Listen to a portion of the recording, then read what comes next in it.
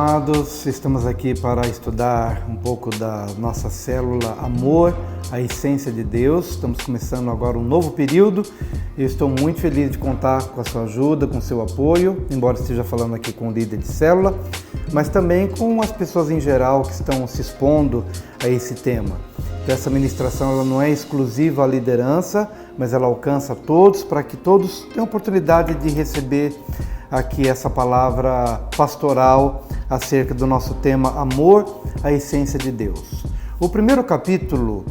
fala da primeira característica do amor, que Paulo define lá em 1 Coríntios capítulo 13,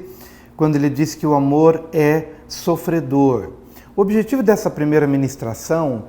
é tentar fazer com que a gente compreenda que o amor não é um sentimento irresponsável ou que vise apenas o seu bel prazer, como às vezes se projeta por aí, uma imagem distorcida de um amor, de um romance, de alguma coisa onde eu ganho, onde eu me satisfaço, onde eu tenho alguma vantagem, onde eu sou feliz. E na verdade, o amor, ele é muito mais comprometido com o outro, com o próximo, com a gente mesmo e com Deus. E tendo em vista este comprometimento que nós temos para benefício de um todo, de um casamento, de uma empresa, de uma sociedade, isso implica em doação, isso implica em sofrimento, isso implica em renúncia, em alguma coisa que talvez eu possa até perder, mas isso faz parte, porque na verdade eu tenho uma visão de colaboração, de crescimento, de agregar, e nem sempre eu serei o beneficiado da história. Pode ser que para benefício do outro eu tenha de sofrer. E o exemplo bíblico que a gente encontra aqui, apenas como ponto de partida, é o clássico João 3,16, que diz: porque Deus amou o mundo de tal maneira que deu o seu Filho unigênito, para que todo aquele que nele crê não pereça, mas tenha a vida eterna. Interessante que este versículo ele é considerado talvez o versículo mais importante de toda a Bíblia, porque toda a Bíblia converge nesse ponto crucial, no amor de Deus. Mas veja que num versículo tão lindo, tão profundo, mas também tão curto, é impossível você dissociar o amor do sofrimento. No próprio versículo você vai encontrar um Deus que ama, mas é um Deus que tem de abrir mão do que Ele mais ama, que Ele tem que abrir mão do seu Filho unigênito, do seu Filho amado. Jesus, quando Ele é batizado aos 30 anos, sai das águas, Ele ouve a voz do Pai dizendo: este é meu Filho amado em quem eu tenho alegria. Então, todo o amor do Pai girava em torno do seu Filho. No entanto, o seu amor pelo mundo foi um amor tão inexplicável, tão sobrenatural, tão divino, tão que a gente não consegue compreender a dimensão, mas foi um amor pelo mundo, amor pelas pessoas, a ponto de Ele dar o seu bem mais precioso. Então é impossível você falar de amor sem atrelar a palavra amor à doação, à perda, o sofrimento, as lágrimas. E uma coisa importante que a gente pode fazer na célula, além de estudar os pontos, que nós temos aqui a divisão desse primeiro capítulo do amor, o amor é sofredor, porque Jesus ele veio para um ambiente hostil, que o crucificou, que maltratou o filho a quem o pai amava, um ambiente que para salvar a humanidade teve de passar pelo espinho da cruz, dos cravos, da perda, da morte, enfim, é um ambiente hostil. Um ambiente em que ele tem de fazer a sua doação. Ele amou, mas ele teve de abrir mão. E o Pai deu o seu Filho amado para que todo aquele que nele crê não pereça. O objeto do amor, a essência do amor, enfim, eu não vou aqui nessa ministração me ater aos pontos do livro, porque o nosso objetivo é outro.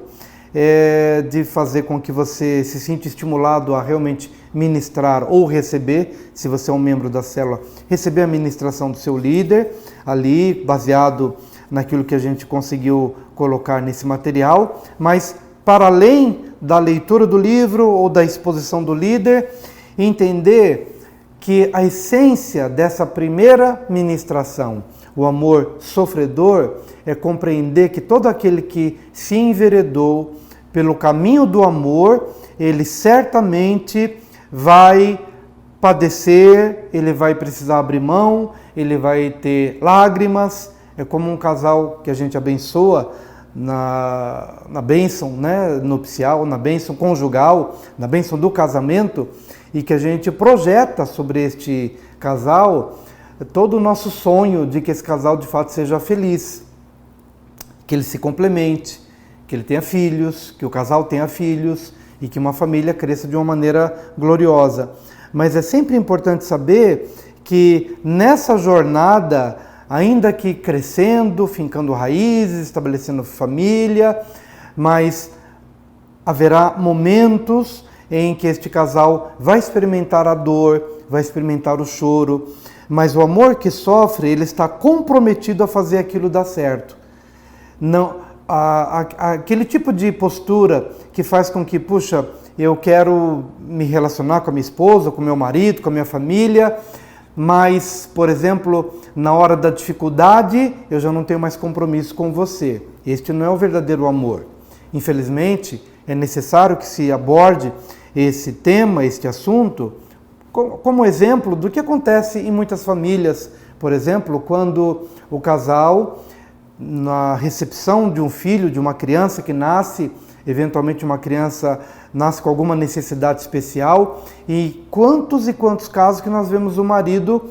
olhando para aquela situação e dizendo: eu não suporto esta realidade. Ele abandona a esposa. Infelizmente, essa é uma realidade que se constata na sociedade, em que, em alguns casos, diante do iminente sofrimento, alguém não se veja capaz de amar esse tipo de amor, o amor que sofre, o amor sofredor. E em casos, alguns que nós conhecemos, em que o marido, por exemplo, abandona a esposa porque ele não programou isso para a vida dele, ele não projetou, não foi esse o sonho dele, de ter talvez um filho com uma necessidade especial, e ele então caiu fora do barco e deixou a esposa sozinha. Mas ela, ao olhar aquela criança e ao perceber que aquela criança saiu das suas entranhas, faz parte da sua vida, é a extensão da sua vida, ela abraça aquela causa e ela cuida com um amor sobrenatural, que já é o amor de mãe, já é um amor sobrenatural. Mas é o amor que sabe que ela vai ter de lidar com toda uma situação estrutural que vai demandar dela mais do que talvez ela achou que poderia dar. Mas esse amor comprometido com alguém, esse amor que não abandona, esse amor que se aliancia com que se aliança com uma pessoa ou com uma causa,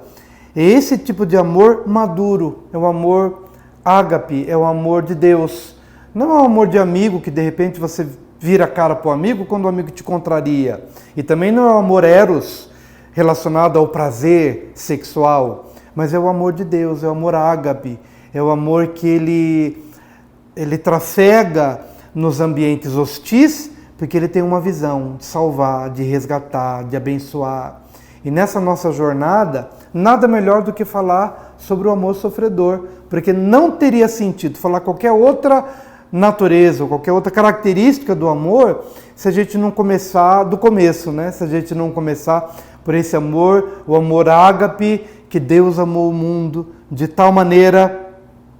que deu, que abriu mão e que sofreu ao ver o seu filho morrendo em favor da humanidade. Enfim, como eu disse, essa nossa aula não tem por objetivo passar os pontos da lição, porque isso acontecerá na própria ministração, mas o que nós recomendamos ao líder de célula e recomendamos aos participantes da célula, que ao chegarem para a célula, vocês tenham exemplos claros, exemplos da vida, exemplo do dia a dia. Talvez esse seja a minha maior e melhor recomendação para essa primeira aula, que todas as pessoas, líderes e membros da célula, possam chegar para o ambiente da célula com exemplos talvez do matrimônio, exemplos do cuidado do filho, do amor sofredor, de você ter passado por um momento onde você não desistiu e colheu o fruto dessa não desistência, e você fez isso por amor, e você conseguiu ver o valor dessa decisão substancial, valorosa, fruto de um amor disposto a sofrer. Não um amor irresponsável, mas um amor disposto a sofrer. E eu penso que toda a célula vai ser edificada com a ministração da aula, sim, da ministração do livro, mas também com o agregar destes exemplos comuns, né, que todo mundo vai poder trazer, de vitórias de um amor sofredor. Que Deus te abençoe.